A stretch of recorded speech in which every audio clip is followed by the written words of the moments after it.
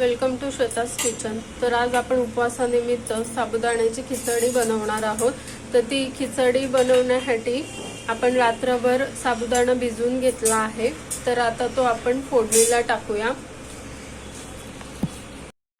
आता आपण एक जिरं तडतडून घेतलंय ऑलरेडी आणि यात आपण आता मिरची टाकणार आहे।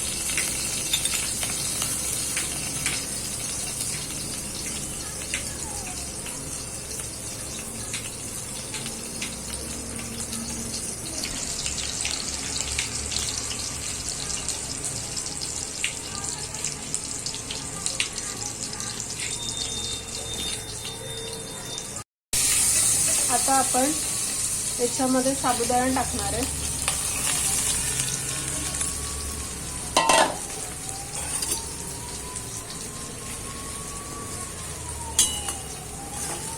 आणि आता शेंगदाण्याचं कूट जे घेतलंय ते टाकायचं आहे।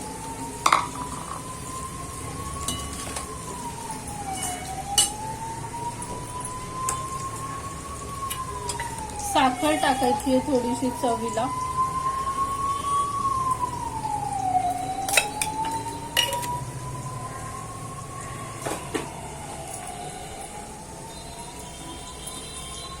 मीठ टाकायचं। मीठ तुमच्या चवीप्रमाणे घ्या।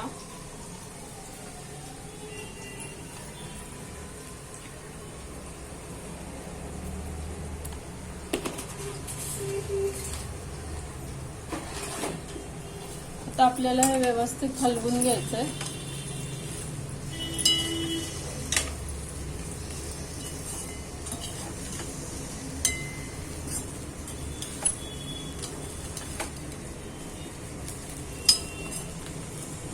तुम्ही यात बटाटा पण घालू शकता तुमच्या आवडीप्रमाणे।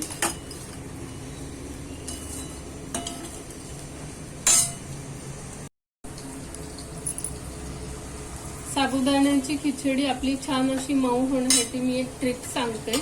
थोडंसं दूध घ्यायचं, तुमच्या अंदाजे घ्या। ती मऊ होण्यासाठी दूध टाकल्याने ती छान अशी मऊ होते। छान अशी दुधामध्ये शिजवायची आहे। आणि मी टाकताना सगळ्यात आधी साजूक तूप घातलंय। तुमच्या आवडीप्रमाणे तुम्ही तेलही घालू शकता, पण तुपात केलेली खिचडी अजून मऊ आणि छान होते।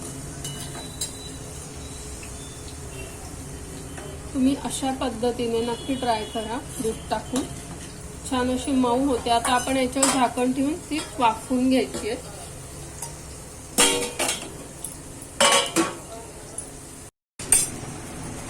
तर आपली आता खिचडी रेडी आहे। ती आता आपण सर्व करून घेऊया। तुम्ही बघू शकतात किती छान झाली आहे मोकळी। तर आता आपली साबुदाणा खिचडी रेडी आहे। तुम्ही बघू शकतात दाणा दाणा एकदम छान असा मोकळा झालाय।